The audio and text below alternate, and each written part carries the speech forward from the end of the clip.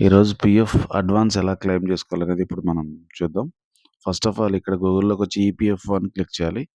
ఇందులో employees provident fund organisation ఈ link click చేసుకోవాలి. ఇందులో మనకి online claim member account transfer ఉంటది. దాన్ని క్లిక్ చేసుకోవాలి. సో, ఇక్కడ ఓకే కొట్టిన తర్వాత ఇక్కడ మనకి UAN number and password enter చేసుకోవాలి. సో, నేను యూఏఎన్ నంబర్ ఎంటర్ చేస్తున్నాను. Next password కొడుతున్నాను.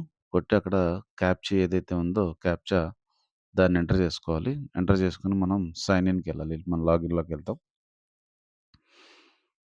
సో, ఈ క్యాప్చా ఎంటర్ చేసుకొని సైన్ ఇన్ కొట్టాల్సింది. కొట్టిన తర్వాత మనం లోపలికెళ్తాం అనమాట. సో, అకౌంట్ డీటెయిల్స్‌లోకెళ్ళిన తర్వాత ఇక్కడ చూడండి. మనం లాగిన్ అయిపోయిన తర్వాత ఇక్కడ మనకి మన రిజిస్టర్ మొబైల్ నంబర్‌కి ఓటీపీ వస్తది. సో, ఫస్ట్ ఆ ఓటీపీ ఎంటర్ చేసుకోవాలి. కింద క్యాప్చా ఉంది కదా! ఫస్ట్ ఈ క్యాప్చా కొట్టేసేయండి. ఈలోపు మెసేజ్ వస్తది ఫోన్‌కి. పైన ఓటీపీ కొట్టేసుకోండి.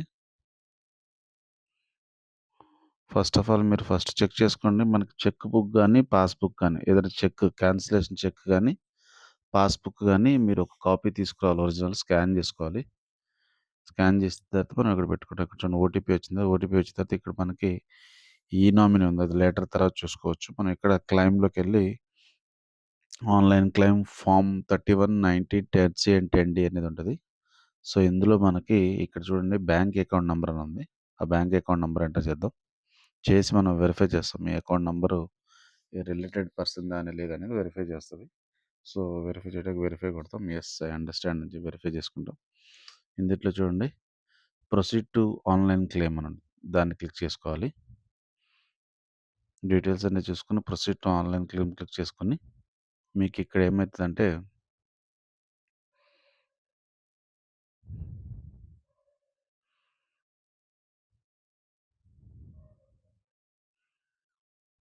కొద్దిగా సర్వర్ బిజీగా ఉన్నట్టుంది. ప్రొసీడ్ ఆన్‌లైన్ క్లెయిమ్ క్లిక్ చేసుకున్న తర్వాత మనం ఇక్కడికొస్తాము. సో, ఇక్కడ చూడండి I want to apply for PF advance అంటే ఫార్మ్ 31. సో, ఈ పీఎఫ్ అడ్వాన్స్ మనం అప్లై చేసుకుంటున్నాం కాబట్టి మనం పీఎఫ్ అడ్వాన్స్ అనేది సెలెక్ట్ చేసుకుంటాం. కొన్ని కొన్ని చోట్ల ఇక్కడ మీకు ఫుల్ అండ్ ఫైనల్ సెటిల్‌మెంట్ వస్తది. అట్లా వస్తది. సో, ఇక్కడ మనకి ఈయనేంటంటే అంటే కంపెనీలో వర్క్ చేస్తున్నాడు కాబట్టి, ఈయన ప్రస్తుతం రిజైన్ చేయట్లేదు కాబట్టి ఈయనకి ఓన్లీ అడ్వాన్స్ వస్తది. అదే కొంతమంది రిజైన్ చేస్తా ఉంటారు. ఆ రిజైన్ చేసినప్పుడు ఏమైద్దంటే ఫుల్ అండ్ ఫైనల్ సెటిల్‌మెంట్ ఉంటది.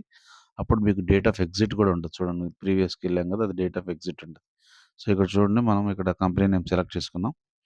కంపెనీ నేమ్ సెలెక్ట్ చేసుకొని ఇక్కడ మీకు purpose for which advance is required అండి. అంటే ఇప్పుడు ఫర్ సపోజ్ మనకి ఈ అడ్వాన్స్ అమౌంట్ అడుగుతున్నాం కదా! అది ఏ పర్పస్ మీద అడుగుతున్నాం అనేది అక్కడ మెన్షన్ చేయాల్సొస్తది.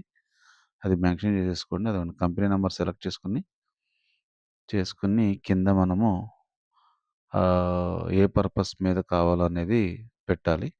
అండ్ ఆల్సో దానికి పీఎఫ్ అడ్వాన్స్ అమౌంట్ కూడా ఎంత కావాలనేది కూడా మనము ఇక్కడ ఎంటర్ చేసుకోవాలి. ఒక్కసారి మనము మీకు ప్రీవియస్ వీడియోలో ఎప్పుడో మీకు చూపించినట్టున్నా. ఇది ఆల్రెడీ చూడండి. కింద మనకి లింక్‌లో గాని, మన ఛానెల్‌లో గాని ఉంటది. సో, ఈ పీఎఫ్ అమౌంట్ మన దగ్గర ఎంత అమౌంట్ ఇప్పటి వరకు వచ్చింది అనేది మనము డీటెయిల్‌గా మనం చూసుకోవచ్చు. ఇక్కడ చూడండి సెలెక్ట్ ఇల్‌నెస్ అనేది సెలెక్ట్ చేసుకున్నాం. చేసుకొని మనకు అడ్వాన్స్ ఎంత రిక్వైర్మెంటో మనం అమౌంట్ రాసుకుంటాం. అంటే పీఎఫ్‌లో ఫర్ సపోజ్ ఒక 40,000 ఉందనుకోండి. 40,000లో మనకు 50% కానీ, 60% కానీ అడ్వాన్స్ వస్తది. సో, నేనేమనుకున్నానంటే ఒక 25,000 పెట్టుకుంటున్నాను. పెట్టుకుంటే వాళ్ళు కంపెనీ వాళ్ళు చూసుకొని దాన్ని మన రిక్వైర్మెంట్ బట్టి, వాళ్ళ అమౌంట్ బట్టి వాళ్ళు ఫీజిబిలిటీ చూసుకొని వాళ్ళు ట్రాన్స్‌ఫర్ చేస్తారు. చేసేస్తే మొత్తం చేస్తారు. లేదా కొద్దిగా తగ్గించుకుంటారు. అడ్వాన్స్ కాబట్టి. సో, వాళ్ళ టర్మ్స్ అండ్ కండిషన్స్ ప్రకారం వాళ్ళు పంపించుకుంటారు. ఇక్కడ మనము ఆధార్‌లో ఉన్న అడ్రెస్ మనం ఇక్కడ ఎంటర్ చేసుకోవాలి. ఫుల్ డీటెయిల్స్ అన్నీ మనము area, house number, state, district, pin code, city అన్నీ ఇక్కడ ఎంటర్ చేసేసుకోవాలి.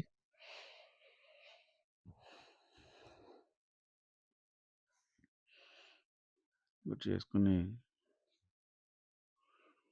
ఇక్కడ చూడండి upload scan copy of the check book. The bank KYC has been online verified by bank and has been digitally signed by the employer for this case among other validation and therefore mandatory uploading of images as attested passport is not required. Okay. New option వచ్చింది మనకి. So, ఈ details అన్నీ ఇచ్చేసి మనం pin code కొట్టేసుకొని శుభ్రంగా address అంతా type చేసేసుకొని without passport scan cheque book or passbook scan అవసరం లేదు. ఆల్రెడీ కేవైసీ అయిపోయిందని వస్తుంది. సో, ఇట్స్ నాట్ రిక్వైర్ అని వస్తుంది. సో, ఈ డీటెయిల్స్ కొట్టేసుకొని మనము ఇక్కడ హైయర్ బై కన్సర్న్ అనేది సెలెక్ట్ చేసుకొని గెట్ ఆధార్ ఓటీపీ అని కొడితే మన ఆధార్ రిజిస్టర్డ్ మొబైల్ నంబర్‌కి ఓటీపీ వస్తది. చూసుకొని మనము ఆధార్ ఓటీపీ క్లిక్ చేసుకొని, క్లిక్ చేసుకున్న తర్వాత మనకిక్కడ valid OTP and submit claim form అని వస్తది. సో, ఆ ఓటీపీ ఎంటర్ చేసుకున్న తర్వాత ఈ valid OTP and submit claim form అనేది క్లిక్ చేసుకోవాలి. ఆధార్ ఓటీపీ కొద్దిగా లేట్ వస్తుంది. ఓకే. వచ్చింది. క్లిక్ చేసుకొని దీని వాలిడ్ ఓటీపీ అని కొట్టాలి. PF advance not allowed for approval of transfer claim is available in the system. So, మనం ఎక్కడ మిస్టేక్ చేసామంటే కంపెనీ సెలెక్ట్ చేసుకోవడంలో నాకు తెలిసి ప్రెజెంట్ కంపెనీని సెలెక్ట్ చేసుకున్నాం. ప్రీవియస్ కంపెనీని సెలెక్ట్ చేసుకోలా. ఒక్కసారి మనం పైకెళ్ళి చూద్దాం. ఇంకొకటి సెలెక్ట్ చేసుకొని దాన్ని రీసెండ్ కొట్టుకోవాలి ఓటీపీ. రీసెండ్ కొట్టుకున్న తర్వాత ఏం జరిగిందంటే పైన ప్రీవియస్ కంపెనీ కరెంట్ కంపెనీని సెలెక్ట్ చేసుకున్నాం. ప్రీవియస్ కంపెనీని సెలెక్ట్ చేసుకోవాలి. సో, అందువల్ల మనకి రాలేదు. రీసెండ్ కొట్టాము. చూడండి ఇప్పుడు ఓటీపీ ఎంటర్ చేసుకోండి. ఎంటర్ చేసుకున్న తర్వాత ఇక్కడ సబ్మిట్ క్లెయిమ్ కొట్టేస్తే మీకు ఇక్కడ ఆటోమేటిక్‌గా సబ్మిట్ అయిపోతది.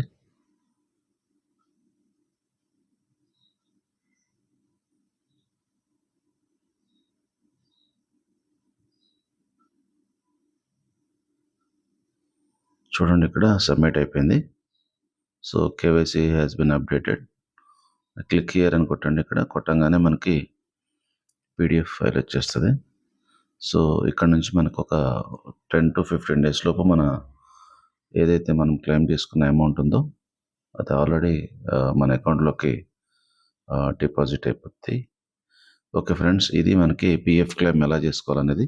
లైక్ చేసి షేర్ చేసుకోండి. సో దట్ ఈ ఇన్ఫర్మేషన్ వేరే వాళ్ళకి కూడా యూజ్ అవుతది. Okay friends, thank you. జై హింద్.